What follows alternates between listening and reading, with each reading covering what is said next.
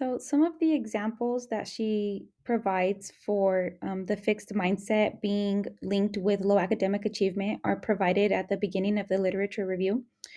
For example, here she explains how students with high math anxiety are likely to avoid challenging math courses, which results in less math practice. And students who practice fewer math concepts than their peers risk becoming low achieving in mathematics because of that lack of practice. She also supports this concept further when she discusses learning gaps in terms of gender, culture, and environmental situations. For example, in the gender section, she explained that females are more likely than males to have a fixed mindset, and as a result, they underperform in mathematics because of that fixed mindset. And she provides that information here. And she references this study here by Degel et al. And she also starts talking about factors that are contributing to these fixed mindsets, which are the language and, as stated before, the environment that are being used around students. So this could be coming from teachers and parents, and that goes into it leads into her other her other concepts for her study, which are the growth mindset strategies and social constructivism to support struggling students. So, here in the learning strategies, she explains further what the growth mindset is and characteristics of it. Um, for example, here she explains that those with a growth mindset believe that through practice and work that can improve their abilities. And she explains the importance of having students understand that um, they could, with practice, make their understanding of mathematics better. And it takes practice in order to make those connections in the brain. I think she should have included an actual study which measured students' performance after receiving information on growth mindset. I just think it would have supported her argument. Instead, she just gave all the benefits of having it, what the students get out of having a growth mindset, but she doesn't actually support its use through an actual reference to any study or anything like that. But then she does explain how using it is supported by certain theories, such as social constructivism. And she cites Vygotsky's, I don't know how to pronounce that name, I'm sorry, his social constructivist theory, which emphasizes the importance of social interaction um, in the development of cognition. And she goes and supports using that growth mindset in the classroom because the teacher and the student can facilitate the construction of knowledge. And she discusses his zone of proximal development, which compares the difference between what a student is able to do with assistance and without.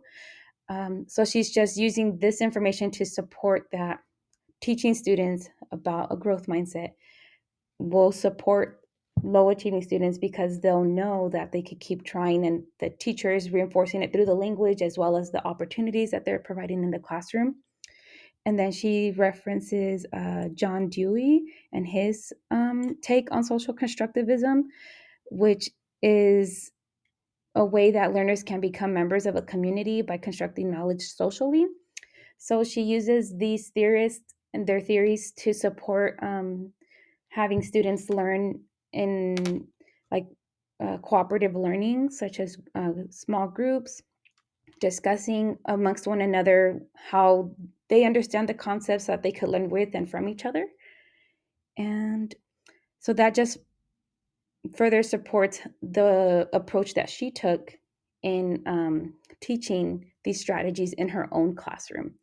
And then here in her conclusion, she just is making those final points about what the literature showed. She found that making meaningful connections to mathematics can help students develop their problem solving skills, increase the number of females and minorities moving forward into mathematical courses or careers, and create a positive attitude towards logic and reasoning. And then here she begins to explain her methodology for her study. So, what she did was she would teach a growth mindset, she'd give lessons on it for the first 20 minutes of her 42-minute class. Um, and she would then have students complete surveys about their attitudes towards the learning process. She gives an example of the survey that she provided at the end of, well, in the appendix. And then she's just explaining that in the beginning, when she collected her baseline data before the intervention, students tended to show more of a fixed mindset characteristics in their responses. And then as the study progressed, as they received more lessons, the students' attitudes shifted from one end of the spectrum, which was a fixed mindset, to the growth mindset. Um, and the way that she collected her data was mainly the student surveys, and then there were anonymous surveys, and then informal observations. And she had mentioned several times in her study that she was also using end of unit assessments. However, she never does reference the performance, the actual student's performance in her data analysis section. She only focuses on the observations and the surveys. I think she should have included the students' performance because it would have been interesting to see how the intervention was actually affecting their actual performance as well. And also because she kept like insinuating throughout the whole paper that the growth mindset would also help with the actual performance as well. But other than that, she did a good job of explaining how she was able to capture the shift in their attitudes towards mathematics. Um, the graphs were especially helpful because you can see how the students were ranging their attitude towards it. I think she also did a good job of explaining what she would do differently. She explained that she was giving the students the survey too soon, like too close together, right after they had already taken the survey initially. So she thinks that may have influenced how they were answering the questions for the following surveys. So she said she would space them out more to get maybe a more authentic representation of their sentiments towards math and the challenges that they're experiencing in the classroom.